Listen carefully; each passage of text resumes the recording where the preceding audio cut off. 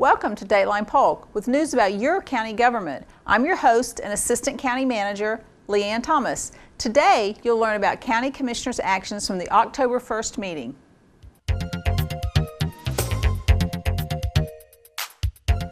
The board canceled its contract with Martin Paving for water main improvements in the Northwest Regional Utility Service Area. Martin Paving was not able to provide the payment and performance bond required for the project. Commissioners selected Sin State contractors for the project. Sin State provided the second lowest bid of approximately $2.6 million. During the public hearings, Sofidel America Corporation was granted an economic development property tax exemption of 50% for 3 years. The manufacturer is expanding its operations in the Haines City area. It will add 25 jobs that pay more than 100% of the average annual wage and an estimated capital investment of $10 million. Commissioners renewed the MedNet program provided by the Health Council of West Central Florida for approximately $116,000. The program coordinates with pharmaceutical companies for free prescription medications for low-income residents. The program returns approximately $8 for every dollar spent.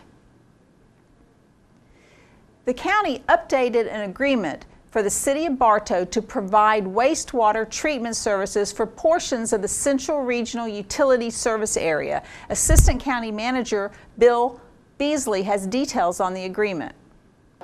The presentation that was just given to the board related to an interlocal agreement with the City of Bartow. It's a long-term, probably 40, 50-year agreement with the City of Bartow, where they will now receive our flows from our central wastewater treatment plant and treat those at their treatment plant. It's a long-term agreement. We think it's mutually beneficial. It will represent a reasonable rate for the ratepayers within the Central Region Utility Service Area of Polk County, as well as secure a long-term revenue source, stable revenue source for the City of Bartow. Also in the public hearings, board members changed the Land Development Code sub-district map for approximately 24 acres in Winter Haven from Institutional 1 to Institutional 2.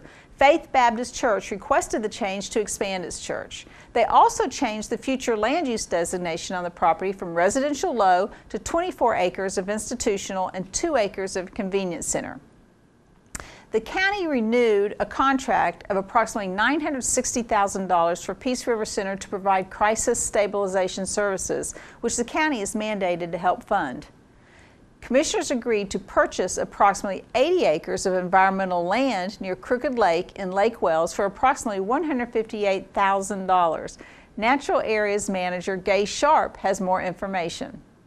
What we did was make a presentation on a really nice piece of property. It's 80 acres of environmental land located between the Lake Buffum and the Crooked Lake area. It contains a lot of different animals and plants that are known to occur in the Lake Wells Ridge ecosystem. And this particular opportunity was to allow us to purchase that site from the Lewis Trust family. And we were excited about that, and the board gave us permission to go ahead and close on that property, so that will be a new addition to our environmental lands program. The board renewed 2 contracts with Tri-County Human Services. The first was a contract of approximately $584,000 for behavioral health treatment for residents in need. The second was approved with a 4-to-1 vote for approximately $375,000 for in-jail substance abuse treatments. Commissioner Smith cast the dissenting vote. The program provides inmates with a 12-step and post-treatment plan. Board members renewed funding of approximately $1 million for the Hope Now Men's and Women's Program for Transitional Services. The program helps individuals transition back into independent living and prevents relapse. In regular board action, commissioners approved disbursements from the county comptroller as well as minutes from the regularly scheduled meeting on September 17th and the public budget hearings held September 12th. Stephen Koontz, Vice President of Tampa Bay Train, gave commissioners a presentation on energy performance in county facilities. So yeah, our presentation today was really for 2 reasons. One was to share some great news about energy savings and cost savings that Polk County has realized over the last few years through a unique partnership with Train. And the second was really to brag about Polk County to the commissioners about the initiatives that the staff has taken to achieve some of these great results. And so those projects essentially focused on energy conservation measures within Polk County's downtown buildings, and then also with their buildings on their East Bartow campus, which were at the Central County Jail. Those measures implemented various automation and control systems to reduce the energy utilized in those buildings. So, for instance, over the last 3 years, Polk County has achieved a reduction of $1.8 million in energy costs from these measures already. And we project that over the next 10 years, they'll reduce their, Polk County will save $8 to $9 million in total. Juan Cruz and Larry Herbert, both with Military Order of the Purple Heart, thanked Polk County for its support of the Purple Heart event in August. The presentation this morning is for those personnel, especially a certain, the city itself, department, helped us with a lot of success and to move with our Military Order of the Purple Heart that, you know, they really supported us a lot. And it's not only a one event, they have supported us constantly, and every time we needed their support, they will be there. And what I would like to see is a little bit more support for, you know, not only us, the Military Order of the Purple Heart, but also the rest of the veterans of administrations. The award I received today was for the, it was a National Commander's Award for the Military Order of the Purple Heart. And the thing is, with the Military Order of the Purple Heart, it's a fantastic organization. It's to be a member, you've had to have been wounded in combat. So this is an organization that is out there to try to do their best to help veterans and do anything we can to improve the life of Polk County veterans. The board proclaimed October Let's Talk Month. Marquinia Butts Fisher with the Teen Pregnancy Prevention Alliance accepted the proclamation. October is Let's Talk Month. We were presenting and proclaiming October as Let's Talk Month. Parents, talk to your teens about your values when it comes to pregnancy prevention and sexuality. We encourage communication. Our event will be held October 17th at the Winter Haven Recreational Center on Avenue T from 5:30 to 8:30. And if you need more information, please call us at area code 863-534-9224 or at www.healthystarthhp.org. We look forward to hearing from you.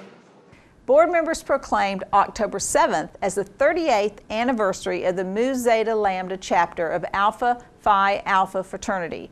Antwan accepted the proclamation. Mu Zeta Lambda was founded 38 years ago in 1975 by Philip Walker and Linwood Wells Sr. And a little bit about Mu Zeta Lambda. We are an organization founded on brotherhood and community service. We also have an education foundation, the Mu Zeta Lambda Education Foundation, which we mentor young men throughout Polk County.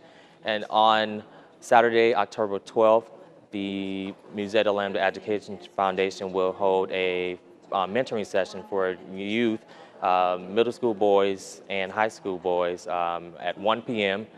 at Lakeland Police Department. So we invite parents to come out with your kids or young men to see what the organization is all about for our Men of Tomorrow program.